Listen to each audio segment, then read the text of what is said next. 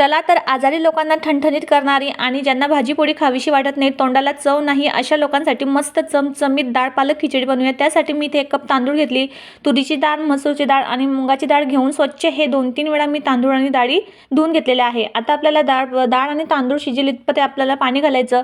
त्यानंतर चवीनुसार मीठ घातलं, 1 चम्मच साजूक तूप घातलं, झाकण लावून कुकरच्या 3 शिट्ट्या इथे करून घेतल्या। डाळ आणि तांदूळ शिजवून घेतले। आता आपण फोडणी करून घेऊया। त्यासाठी मी इथे कढई गरम करायला ठेवली, तेल घातलं, जिरं राई घातलं, 1 कांदा इथे कट करून घातला, हिरव्या मिरच्या घातल्या, अद्रक आणि लसूण कट करून घातलेलं, छान असं परतून घेतलेलं।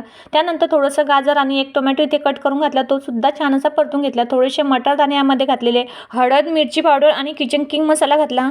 त्यानंतर भरपूर पालक इथे मी स्वच्छ धुवून बारीक कट करून घातले, 2 मिनिट छान इथे शिजवून घेतलेली आहे। आता जे डाळ आणि तांदूळ आपण शिजवून घेतलेले ते यामध्ये आपल्याला घालायचे, गरम पाणी घालायचं, छान असं इथे मी मिक्स करून घेतलेलं। 1 चम्मच यामध्ये आपल्याला साजूक तूप घालायचं, कोथिंबीर बारीक कट करून घातलेली, परत मिक्स करून घेतलेलं आणि झाकण ठेवून 2 ते 3 मिनिट इथे मी शिजवून घेतले। तर मस्त इथे चमचमीत डाळ पालक खिचडी तयार आहे। आवडल्यास लाईक, शेअर, सबस्क्राईब करा।